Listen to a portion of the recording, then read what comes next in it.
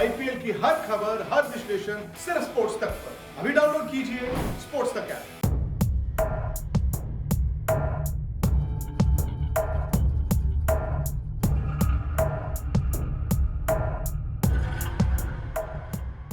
भारत और फ्रांस मिलकर multilateral order को मजबूत करने के लिए आगे काम करते रहेंगे।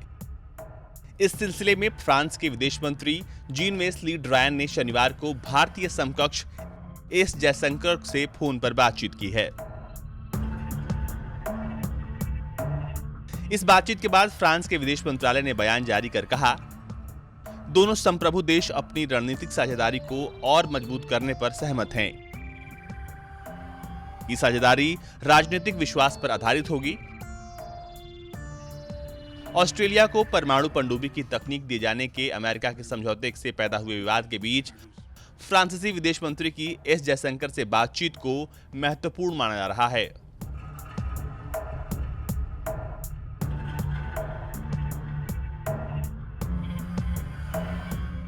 जयशंकर ने ट्वीट कर कहा, मित्र ली ड्रायन के साथ हिंद प्रशांत महासागर क्षेत्र और अफगानिस्तान मसले पर महत्वपूर्ण बातचीत हुई।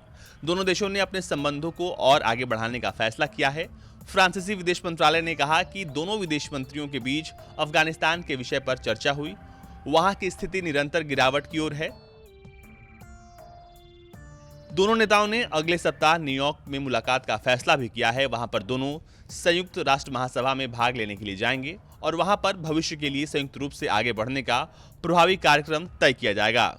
अमेरिका, ब्रिटेन और ऑस्ट्रेलिया के बने नए सैन्य गठबंधन में परमाणु चालित पनडुब्बी का सौदा होने से नाराज फ्रांस ने अमेरिका और ऑस्ट्रेलिया से अपने राजदूतों को वापस बुला लिया है। इस पनडुब्बी सौदे से फ्रांस के साथ हुआ ऑस्ट्रेलिया के पनडुब्बी खरीदने का समझौता टूट गया है।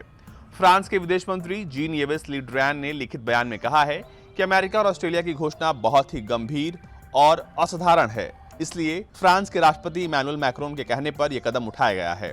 उन्होंने कहा है कि सौदे को रद्द करना सहयोगी और पार्टनरों के बीच अस्वीकार्य व्यवहार है। ऑस्ट्रेलिया में फ्रांस के राजदूत ज़ियां-पियर थेबॉल्ट ने शनिवार को कहा कि कैनबेरा ने पेरिस के साथ पनडुब्बी सौदे को अचानक रद्द कर और फिर अमेरिका के साथ ही सौदा किए जाने का फैसला कर एक बड़ी गलती की है।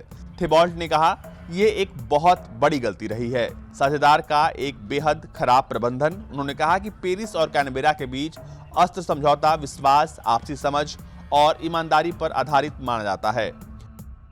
आपको बता दें कि 8 पनडुब्बियों के बेड़ों की आपूर्ति के लिए अमेरिका, ऑस्ट्रेलिया और ब्रिटेन के बीच एक नया समझौता हुआ है।